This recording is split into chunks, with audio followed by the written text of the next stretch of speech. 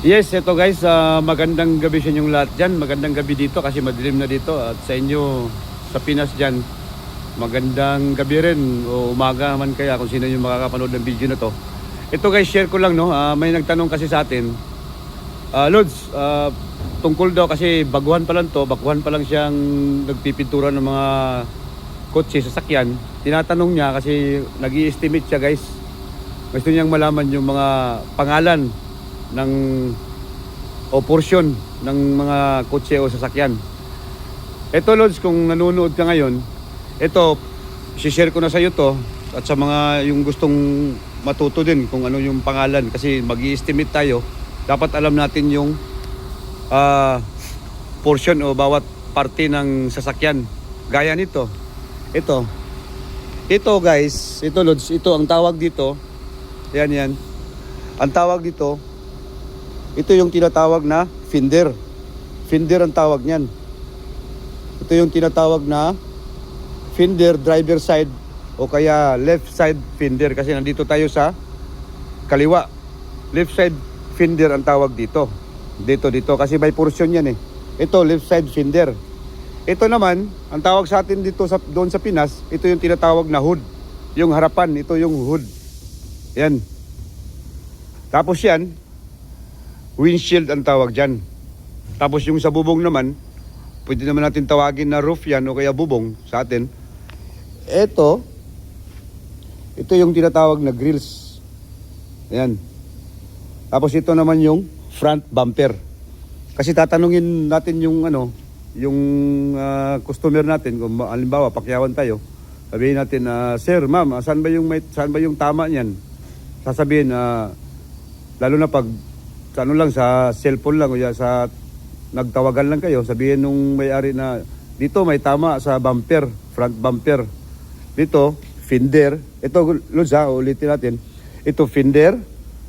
Ito yung tinatawag na left fender, driver side.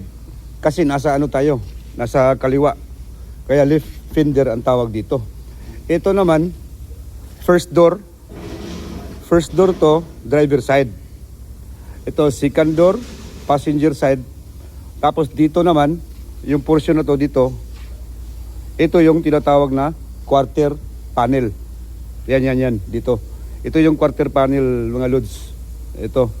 Tapos dito naman, ito naman yung tinatawag na rear door or back door. Tapos ito yung back bumper. Ito, ang tawag nito, tail light. Yan.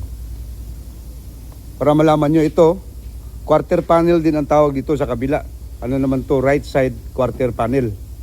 Kasi tatanungin natin yung customer natin, guys, saan ba yung may tama niyan, sir? Ma'am, dito sa ganyan, dito, quarter panel sa right side. Tapos ito din naman, pintuan din to. Second door din naman to, passenger side. Yan, passenger side, second door. Yan. Ito, first door na naman to. Sa driver side. Ito, fender din ang tawag dito, guys. Right side. Yan. Ito naman, headlight. Tapos ito, hood ang tawag sa atin dito sa Kasi dito sa ibang bansa, ang tawag nila dyan, bullet. Yan, guys. Tapos ito naman, yung dito sa ilalim. Kasi tatanungin ng sa may fender, wasak yung kasama yung wheel box. Ang tawag dito, wheel box to, guys. Wheel box. Yan. Tapos dito naman minsan makikita natin na may dito, ito tinatawag na running board. Yan. Running board yan. Yan, guys. Yan, guys, sana ay may natutunan kayo. At sana ay nakatulong yung video, guys. Saka huwag nyo rin kalimutang kung gusto nyo yung ganitong klaseng mga video o kaya gusto nyo matuto ng mga kailangan yung matutunan tungkol sa pagpipintura ng mga kotse at sasakyan. Paki-like na lang, guys, at follow, like and share. At saka comment na rin kayo kung may katanungan kayo, guys.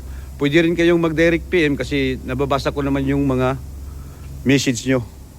mas maganda pag nag-message kayo guys para tuloy-tuloy yung kwentuhan natin. O di kaya mag-comment muna kayo tapos tsaka kayo sasabihan na mag-PM para doon na tayo mag-usap. Pwede rin tayong magtawagan guys para ma-explain ko talaga sa inyo yung mga gusto nyong matutunan o malaman. Yung mga iba pang diskarte tungkol sa pagpipintura ng mga sakyan. Ayan guys, at dito na lang tayo. Maraming salamat sa inyong lahat at God bless us all.